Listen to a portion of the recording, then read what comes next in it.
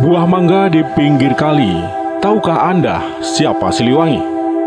Jemur padi di emperan. Siliwangi adalah Raja Pajajaran. Tidak ada raja yang memerintah di Tatar Sunda yang lebih populer dari Siliwangi.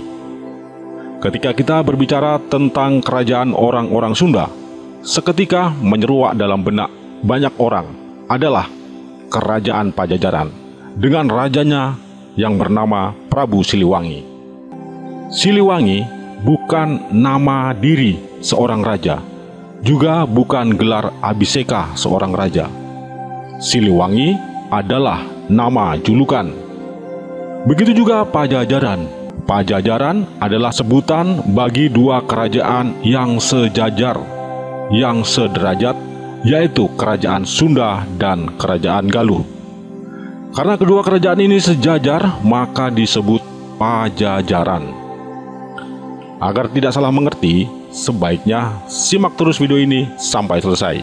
Kita akan membahas hubungan Kerajaan Sunda dan Kerajaan Galuh, juga hal ihwal tentang julukan Siliwangi.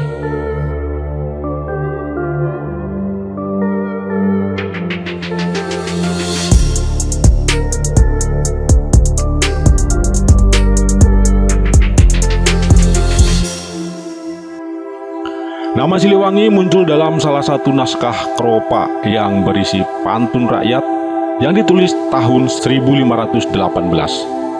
Pada saat naskah itu ditulis, tokoh yang disebut Siliwangi masih hidup. Nama Siliwangi juga muncul dalam naskah kuno yang berjudul Cariosan Prabu Siliwangi. Naskah ini juga berasal dari masa ketika Siliwangi masih hidup. Namun, dapat dipastikan bahwa nama Siliwangi bukanlah nama asli, bukan juga nama resmi, dan bukanlah sebuah gelar, melainkan nama julukan.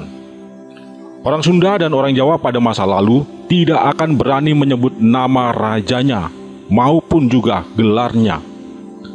Nama maupun gelar seorang raja tidak boleh disebut sembarangan, hanya boleh disebut pada saat upacara-upacara resmi kenegaraan maupun upacara keagamaan, dan juga untuk ditulis pada prasasti maupun surat-surat resmi kerajaan. Karena itu, pada masa lalu raja-raja memiliki banyak nama alias, sementara nama aslinya justru jarang dikenal oleh masyarakat. Misalnya Raja Hayam Wuruk yang bergelar Sri Rajasa Negara. Rakyat Majapahit tidak akan menyebut nama Hayam Wuruk dan juga tidak akan menyebut nama Sri Rajasa Negara, melainkan menyebut dengan julukan Sri Nata. Jika seorang raja dicintai oleh rakyatnya, nama julukan yang populer yang dikenal dan dipakai oleh masyarakat mengandung makna yang positif. Contohnya Prabu Wangi. Raja ini dianggap telah mengharumkan nama orang-orang Sunda. Sebaliknya, jika raja tidak disukai oleh rakyatnya, nama julukan yang populer mengandung makna yang negatif. Contohnya, Kalagemet. Raja ini dianggap seperti kalajengking, jahat tetapi lemah. Nama Siliwangi adalah julukan bagi seorang raja yang bernama asli Jaya Dewata. Raja ini mempunyai gelar Prabu Dewata Prana Sri Baduga Maharaja. Jadi Siliwangi bukan nama asli atau nama diri, bukan juga gelar, melainkan nama julukan. Selain Siliwangi, raja ini juga mempunyai nama julukan yang lain, yaitu Pamanah Rasa. Beberapa ahli berpendapat bahwa seorang yang dijuluki Siliwangi sebenarnya bukan hanya satu orang, melainkan ada beberapa orang. Pendapat ini umumnya mendasarkan argumennya pada pemaknaan yang terkandung dalam kata Siliwangi itu. Menurut pendapat ini, Siliwangi berasal dari kata silih dan kata wewangi. Secara harafiah, silih berarti pengganti, sedangkan wewangi adalah yang menghasilkan atau memancarkan aroma harum. Siliwangi berarti sang pengganti, dia yang memancarkan keharuman. Siapakah yang dianggap sebagai pemancar keharuman? Yang dimaksud dengan sang pemancar keharuman adalah seorang maharaja dari Tatar Sunda yang gugur dalam perang Bubat melawan Majapahit demi mempertahankan harga diri dan kehormatan rakyat Sunda. Dia adalah Maharaja Prabu Linggabuana. Maharaja Prabu Linggabuana bersama sejumlah pasukan pengawalnya pergi ke Majapahit mengantarkan putrinya Dyah Pitaloka Citra Resmi untuk dipersunting menjadi permaisuri oleh Maharaja Kerajaan Majapahit, Hayam Wuruk. Namun sesampainya di Majapahit, Linggabuana bersama rombongannya tidak disambut dengan ramah, tetapi justru dipaksa untuk tunduk kepada Majapahit oleh Mahapati Gajah Mada. Tidak terima atas intimidasi dan penghinaan Gajah Mada, Prabu Linggabuana mengangkat senjata. Terjadilah perang dahsyat antara pasukan Linggabuana melawan pasukan Gajah Mada. Karena kalah jumlah, pasukan Linggabuana gugur tak bersisa, termasuk Linggabuana dan putrinya.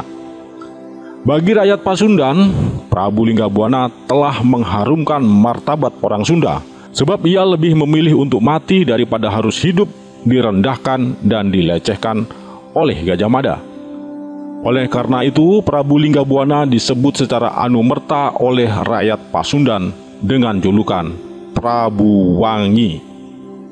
Para pengganti Prabu Wangi inilah kemudian yang disebut Siliwangi.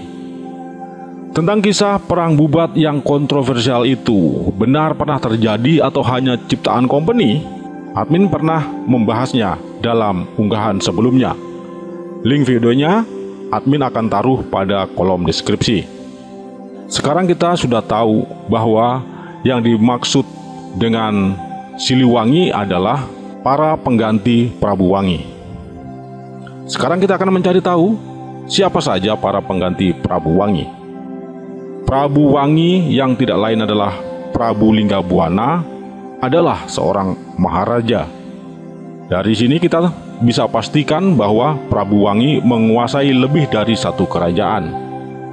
Carita Parahyangan menyebutkan bahwa di Tatar Sunda ada dua kerajaan besar, yaitu Kerajaan Sunda dan Kerajaan Galuh.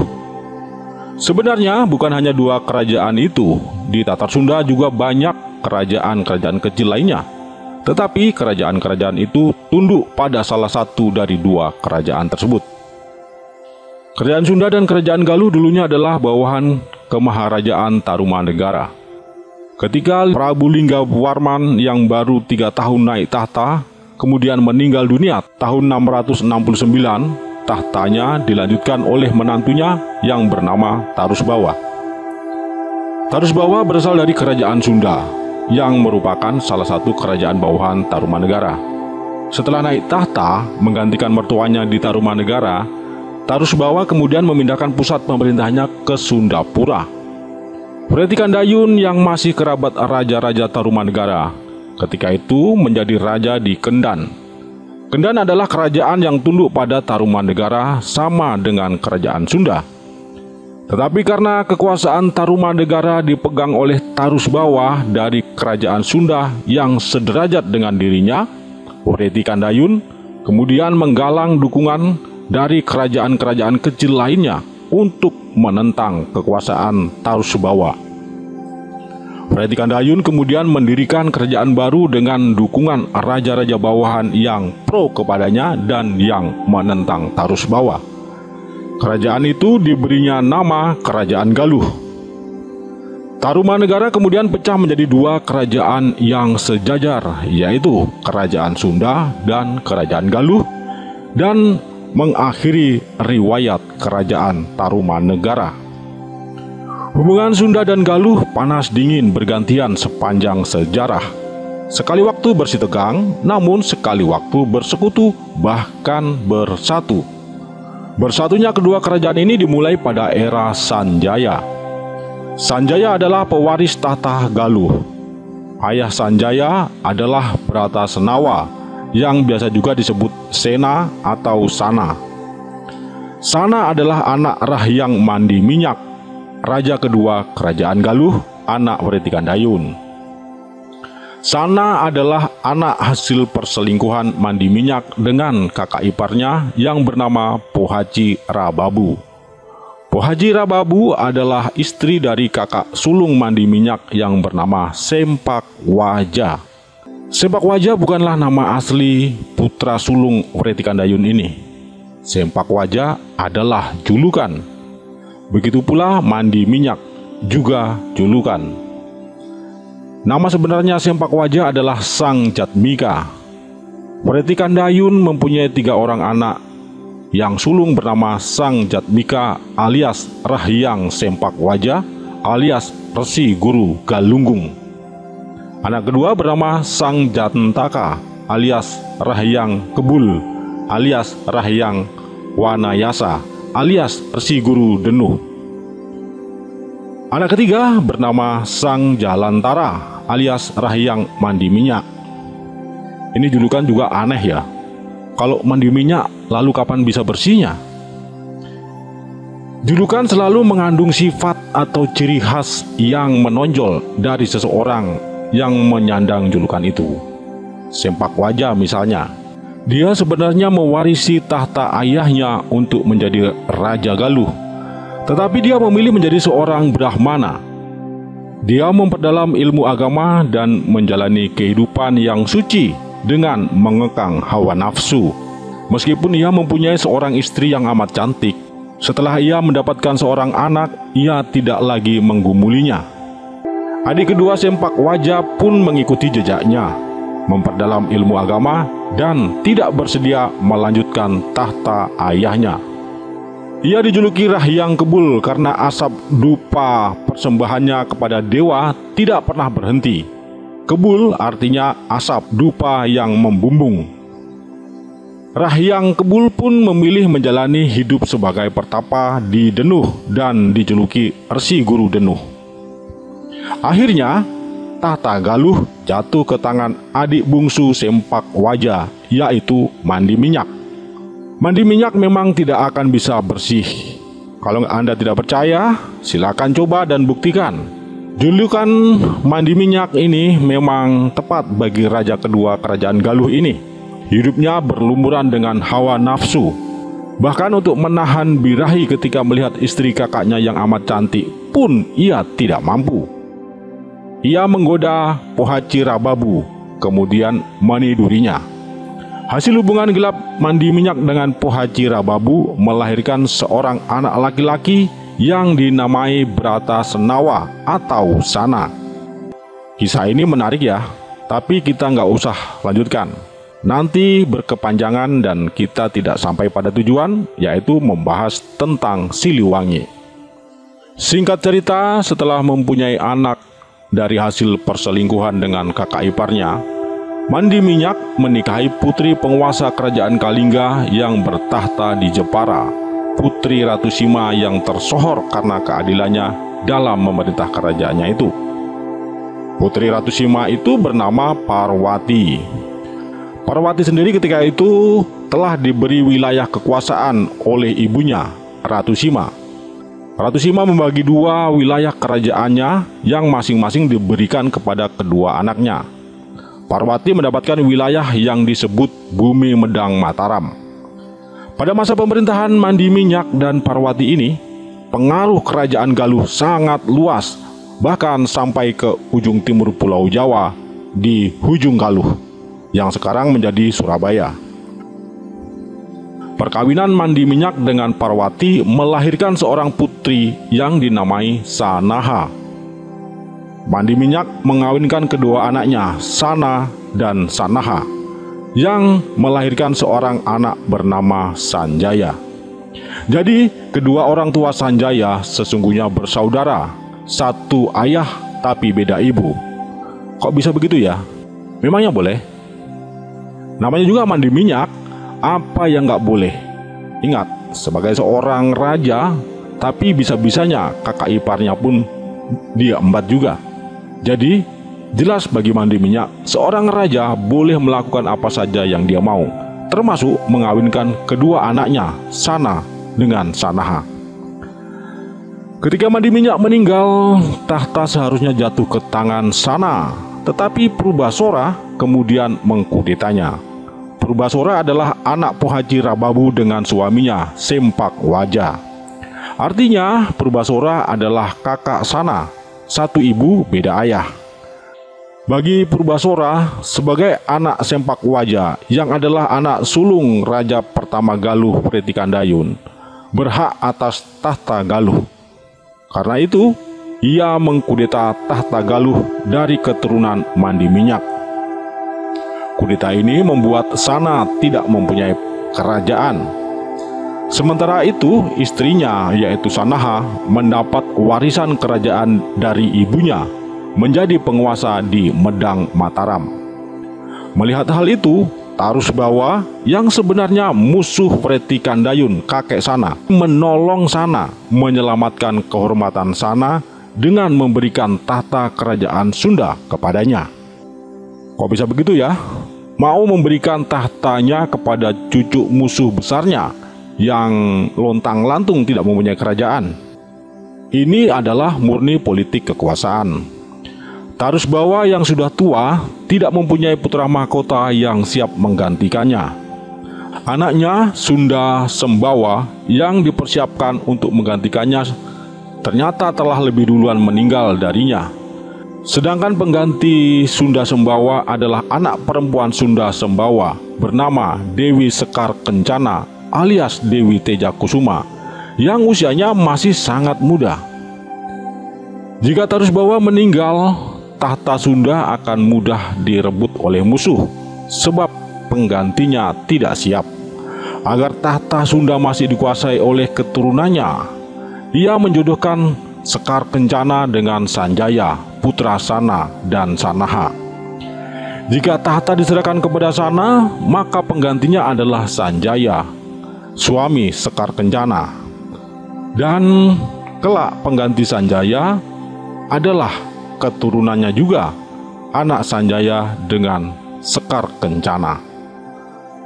Setelah Sana naik tahta di kerajaan Sunda menggantikan Tarusbawa, Sanjaya menyiapkan diri untuk merebut Galuh dari Purbasora. Mendapat bantuan kekuatan dari pasukan kerajaan Sunda, Sanjaya akhirnya berhasil mengalahkan Purbasora dan merebut kembali tahta Galuh. Sanjaya kemudian menjadi raja di Galuh. Ketika Sanjaya menjadi raja di Galuh, tak lama kemudian ayahnya Sana meletakkan tahta Sunda dan diserahkannya kepada Sanjaya. Sanjaya kemudian menyatukan tahta Sunda dan Galuh.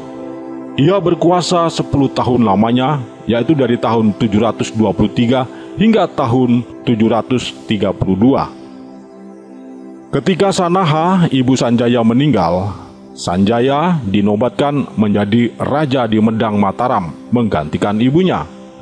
Sanjaya kemudian menyerahkan tahta Sunda Galuh kepada putranya dengan Sekar Kencana yang bernama Tamperan Barmawijaya.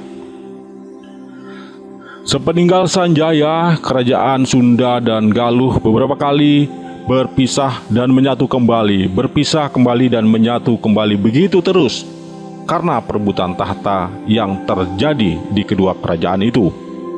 Dan pada era Prabu Linggabuana alias Prabu Wangi, kerajaan ini kembali bersatu. Prabu Linggabuana adalah raja yang berasal dari kerajaan Galuh, tetapi kedudukannya adalah maharaja, yang artinya dia juga menguasai kerajaan Sunda. Ia memerintah dari tahun 1340 hingga tahun 1357 Masehi. Artinya, dari era Sanjaya hingga era Linggabuana jaraknya lebih 500 tahun. Selama 500 tahun lebih itu, Sunda Galuh beberapa kali berpisah kemudian bersatu kembali, dan begitu seterusnya.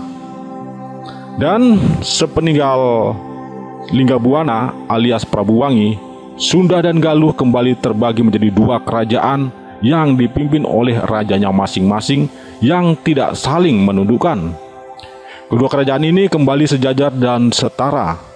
Karena kerajaan Sunda dan Galuh yang sering berpisah kemudian bersatu, berpisah lagi dan bersatu lagi, dan pada dasarnya keduanya adalah kerajaan yang sejajar, bersaudara dan setara, maka orang menyebutnya Pajajaran. Pajajaran adalah sebutan untuk dua kerajaan yang sejajar, yaitu Sunda dan Galuh. Ketika Linggabuana alias Prabu Wangi meninggal, adiknya yang bernama Bunisora Suradipati alias Kuda Lalean menggantikannya menjadi raja.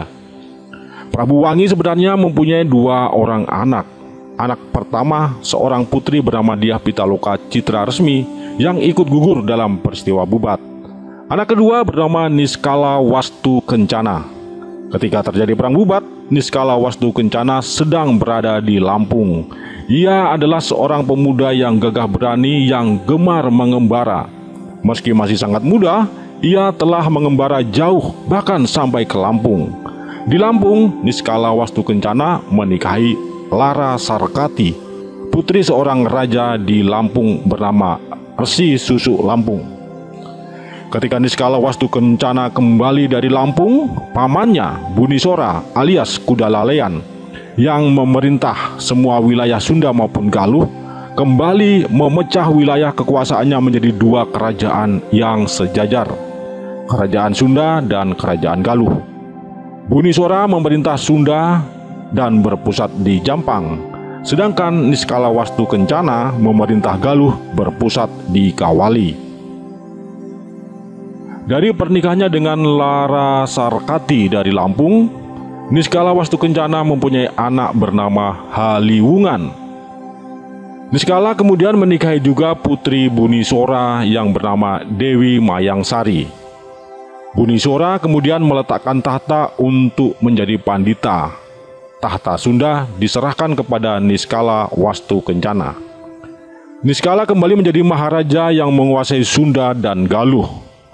Setelah menduduki dua tahta Sunda dan Galuh, Niskala kemudian mengangkat putranya Haliwungan menjadi Raja Sunda dengan gelar Prabu Susuk Tunggal. Prabu Susuk Tunggal memindahkan pusat pemerintahan Sunda dari Jampang ke Pakuan. Jika Siliwangi disebut sebagai pengganti Linggabuana alias Prabu Wangi, siapakah Siliwangi pertama? Bunisora adik Linggabuana atau Niskala Wastu Kencana anak Linggabuana? Pada pertanyaan ini banyak orang berselisih pendapat. Ada yang mengatakan Siliwangi pertama adalah Bunisora, tetapi ada yang mengatakan Siliwangi pertama adalah Niskala Wastu Kencana. Dan ada juga yang mengatakan bahwa bukan kedua-duanya. Siliwangi pertama adalah Cicit Linggabuana. Dari perkawinan dengan putri Bunisora, yaitu Dewi Mayangsari, Prabu Niskala Wastu Kencana mempunyai anak bernama Ningrat Kencana. Ningrat Kencana kemudian menjadi Raja Galuh yang berkedudukan di Kawali, menggantikan Niskala Wastu Kencana. Ningrat Kencana bergelar Prabu Dewa Niskala. Pada saat itu, Prabu Susuk Tunggal masih memerintah juga di Pakuan. Meskipun Dewa Niskala menggantikan ayahnya menjadi Raja Galuh, tetapi tidak serta-merta membawahi kerajaan Sunda seperti ayahnya, sebab Raja Sunda yaitu Susuk Tunggal adalah kakak Dewa Niskala. Sunda dan Galuh kembali menjadi dua kerajaan yang sejajar dan sederajat. Jika Siliwangi pertama adalah Bunisora dan Siliwangi kedua adalah Niskala Wastu Kencana, lalu siapa Siliwangi ketiga? Susuk Tunggal atau Dewa Niskala? Pendapat ini akan mengatakan Siliwangi ketiga adalah Prabu Susuk Tunggal, sedangkan Siliwangi keempat adalah Dewa Niskala. Tetapi pendapat ini bukan satu-satunya. Ada juga pendapat yang mengatakan pada silsilah sampai di sini belum ada yang disebut Siliwangi. Siliwangi baru akan muncul setelah Sunda dan Galuh benar-benar kembali bersatu, seperti era Prabu Linggabuana. Prabu Dewa Niskala mempunyai seorang anak bernama Jaya Dewata yang menikah dengan cucu Bunisora bernama Ambetkasih. Jaya Dewata kemudian menggantikan ayahnya Dewa Niskala menjadi Raja Galuh dengan gelar Prabu Dewata Prana. Perkawinan Jaya Dewata dengan Ambetkasih tidak memiliki keturunan. Jayadewata kemudian bersaing dengan Amuk Marukul, Raja Japura, anak Prabu Susuk Tunggal, dalam sayembara memperebutkan seorang putri yang amat cantik bernama Subang Larang. Dalam sayembara itu, Jayadewata menyamar dengan nama Raden Pamanah Rasa. Pamanah Rasa alias Jayadewata memenangi sayembara, kemudian menikahi Subang Larang. Mengetahui bahwa Pamanah Rasa sejatinya adalah Jayadewata atau Prabu Dewata Prana, Prabu Susuk Tunggal mengkhawatirkan akan timbulnya permusuhan antara Sunda dan Galuh karena persaingan putranya Amuk Marukul dengan penguasa Galuh itu dalam memperebutkan Subang Larang menjadi dendam yang berkepanjangan. Susuk Tunggal kemudian menikahkan Jayadewata dengan putrinya yang bernama Kentring Manik. Susuk Tunggal kemudian meletakkan tahta Sunda dan menyerahkan kepada Jayadewata. Dengan demikian, Jayadewata menjadi Raja Galuh sekaligus Raja Sunda. Kedua kerajaan itu bersatu di bawah pemerintahan Jayadewata yang kemudian bergelar Sri Baduga Maharaja. Jayadewata kembali menyatukan kerajaan Sunda dan kerajaan Galuh. Jayadewata memindahkan pusat pemerintahannya dari Kawali ke Pakuan. Iring-iringan rombongan Jayadewata dari Kawali menuju Pakuan adalah iring-iringan rombongan yang sangat besar, agung dan mewah, mengingatkan orang pada iring-iringan rombongan Prabu Wangi mengantar putrinya Dyah Pitaloka Citraresmi menuju Majapahit.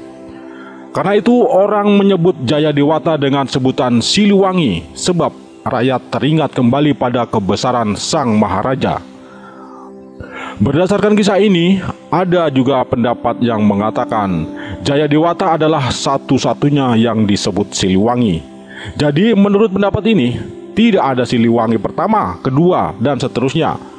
Karena Siliwangi hanya ada satu, yaitu Prabu Jayadewata alias Raden Pamanah Rasa alias Sri Baduga Maharaja.